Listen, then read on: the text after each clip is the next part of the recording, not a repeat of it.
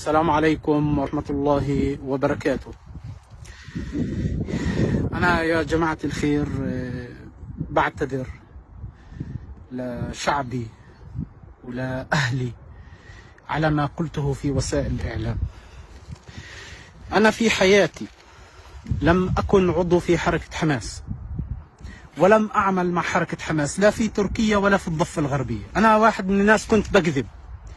أنا كنت ضمن مخطط ومؤامرة حيكت من المخابرات الإسرائيلية والنمساوية، وأنا كنت طمعان. أنا بدي لجوء، بدي أخذ لجوء في الاتحاد الأوروبي، وانخدعت. أنا واحد من الناس بخاف الله.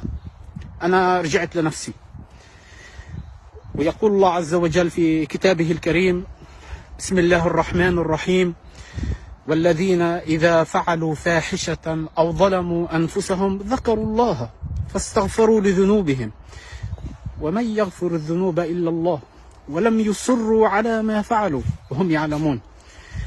أنا يا جماعة الخير كل ما تحدثت فيه وسائل الإعلام هو كان أكاذيب، ولكن لم أكن أعلم مدى خطورة هذه اللعبة، حيث أن المخابرات الإسرائيلية والنمساوية، لأنه أنا في النمسا طلبت لمقابلة، كنت بعتقد إنها هاي المقابلة من أجل اللجوء ككل اللاجئين هون في النمسا، ولكن تفاجأت إنه الغرفة مليئة بالأشخاص اللي أنا ما بعرفهم، وطلبوا مني أن أتحدث مع وسائل الإعلام في مقابلة مرتبة إلي، إنه تركيا تزود حركة حماس بصواريخ. وأنا طبعا ما هذا الإشي غير صحيح، وما بدي أقبل، ما بدي أحكي هذا الأمر.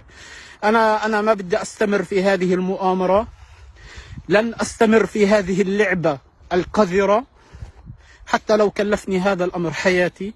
وأنا لا أخاف ولا أخشى إلا الله عز وجل. أنا فقط أريد أن أكشف للشعب الفلسطيني ولأهلي وللصحافة ولتركيا مدى الخطورة التي تتعرض لها والمؤامرة من الاتحاد الأوروبي، أو خصوصا من النمسا. أنا معلوماتي من عند النمسا هون، هم يريدون إقصاء تركيا وإظهار تركيا بأنها تضم المنظمات الإرهابية، وأنها تقوم بدعم وتمويل المنظمات الإرهابية بالمال والسلاح. وهذا الأمر أنا لا أعرفه. لا أريد أن أشهد شهادة زور، أريد أن أتوب إلى الله. أنا أريد أن أرجع إلى نفسي، إلى أهلي، إلى وطني. لن أكون جزءا من هذه اللعبة ولا جزءا من هذه المؤامرة. أنا لا أعرف ماذا سيحدث لي بعد هذا الكلام الذي قلته، ولكن لا يخفى عليكم شيئا. أنا لا أخاف إلا الله. حتى لو لم يريدوا أن يعطوني الجنسية أو الإقامة لا أريدها. أنا أريد رضا الله ثم رضا والدي. هذا كل ما أرجوه من هذه الدنيا. وأعتذر لإخوتي وأسرتي على ما فعلت من ألم لهم ولشعبي، وأستغفر الله لما صنعت.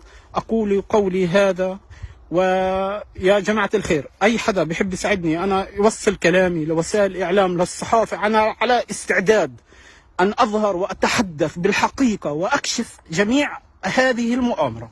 والسلام عليكم ورحمة الله وبركاته.